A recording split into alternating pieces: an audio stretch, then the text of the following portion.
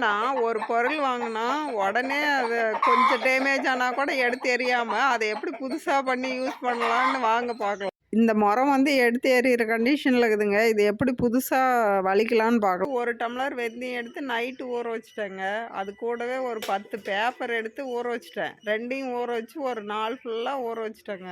இப்போ விடிஞ்சு அதை ஆட்டி வைக்கலான்னு போகும்போது என் பேத்தி பேப்பரை ஏமா இப்படி வேஸ்ட் பண்ணுறேன்னு என்னை திட்டுறா. நீங்களே பாருங்களேன், முறம் எவ்வளோ சூப்பராக இருக்குதுன்னு பாருங்கள். அதே மாதிரி கொஞ்சம் பெயிண்ட் இருந்துச்சு, மிச்ச பெயிண்ட் எல்லாம் கேட்டு கடிச்சிட்டு அந்த பெயிண்ட் வந்து அடுப்புக்கு சூப்பராக அடிச்சு விட்டு சூப்பராக பண்ணுறோமா. வெந்தயம் பேப்பர் மஞ்சத்தூள் வச்சு முறம் அழிச்சுட்டு சூப்பராக இருக்கும், புது முறம் மாதிரி. வெந்தயம் பேப்பரு மஞ்சத்தூள். ஆமாம், பேப்பர் காலி பண்ணிட்டேன். ஏன்டா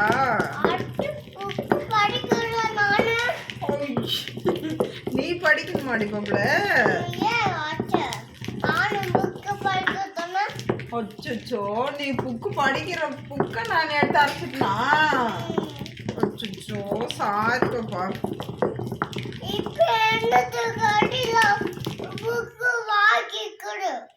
சரி, கடையில் போய் வாங்கி கொடுத்துட்றேன்.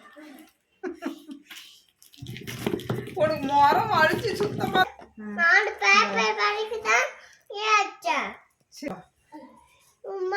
ஐயோ மரியாதையா வாங்கி தட்டா.